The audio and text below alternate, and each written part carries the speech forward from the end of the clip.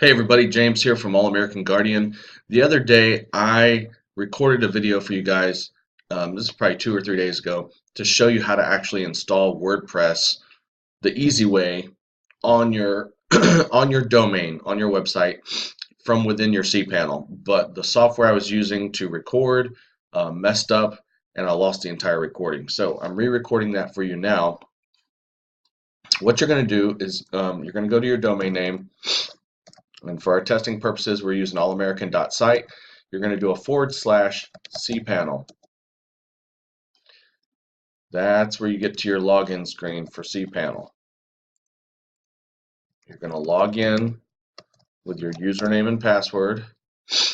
And then you're going to scroll down to where it says Softaculous Apps Installer. There's our WordPress. We're going to click Install. From here, we've got 4 choices, but really, I say we just have 2. I like to use the www versions, so that would be these 2. The only difference between these is this one has an S on it, so if you already have an SSL certificate installed on your domain, you would choose that one. On this particular test domain, I don't, so I'm just going to go with the HTTP, no S. allamerican.site, that's my domain name. Now right here where it says directory, the default is WP. We're just going to cross that out, leave it blank, because we want it installed on our actual domain, not on a subdirectory. So if when people go to your domain, so let's say yourbakery.com, whatever it is, you want them to see your WordPress installation because that's what we're building your site on. The only time you'd really need to use this directory is if you already have an established site that's not built with WordPress, but now you're wanting to add some type of functionality to your website, like a blog or maybe a shopping cart or a forum or something like that. And all of those can be achieved with WordPress. So some people will add a subdirectory. They'll add another directory onto their site where it would be like mybakery.com/blog, and that's where they'd install their WordPress installation so that they could run a blog off their website. But since we're going to build our entire website off of WordPress, we just leave this blank. I hope that made sense. If you have questions, ask me. Right here, the site settings, your site name and description. This is kind of like your site title and the tagline. Just leave that blank, or just leave it as is for now. We can change that once we log into WordPress. Enable multi-site, just leave that alone. Username and password. This is super important. This is the biggest problem right now. This is why 30,000 websites a day get hacked. Okay, people leave their username for WordPress as admin.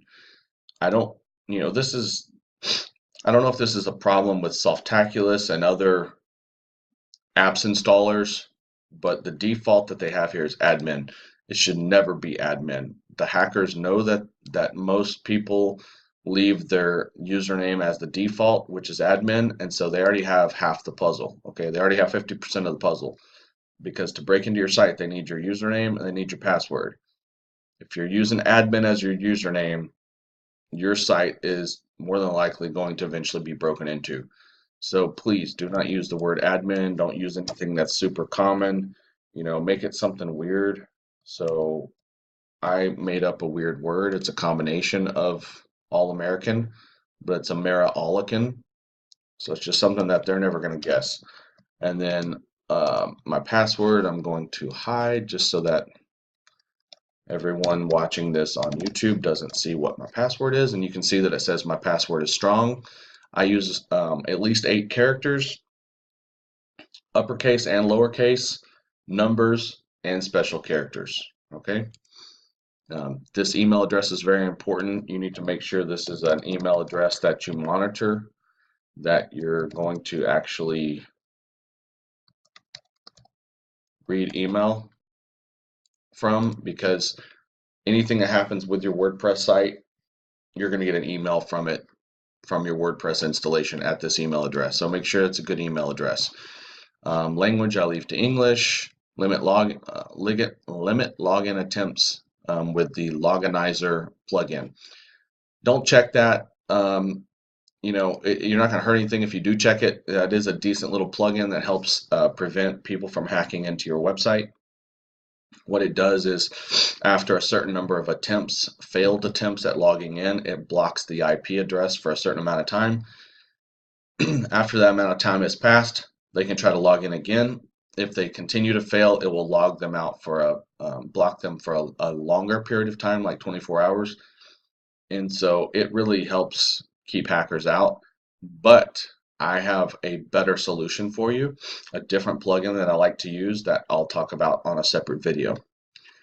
Right here, advanced options, you can leave all of this as is. Okay, if you really know what you're doing and you're very picky about what your database name is and your table prefix names, you can go in here and change this. But more than likely, most people watching this video right now, if you're watching how to install WordPress, you probably don't know anything about this stuff and you need to just leave it alone. Even me, myself, I'm not picky about this because you can find this information if you ever need it.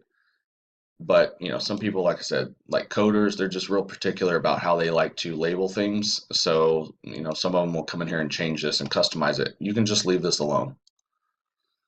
And then the last section here is to select a theme. WordPress comes with a default theme installed, which is not something I would recommend using for your website, but I'm going to show you on a separate video how to install your own custom theme. So you can just leave this as is for now. So we are going to hit install, and it just takes a few minutes here, a few seconds.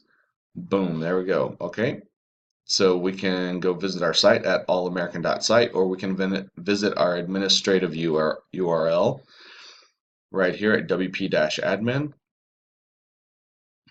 So if I click on that, there's our website, allamerican.site, and this is the default WordPress installation, the default WordPress theme. And so in the next video, I'm going to show you how to log into WordPress, and we're going to look a little bit, look around the administration panel, or the dashboard as it's called in WordPress. If you have any questions, let me know in the comments below. Whether you're on my blog or on YouTube, please make sure that you subscribe if you're on YouTube so that you're notified of any new videos I put out, and I'll see you guys on the next video.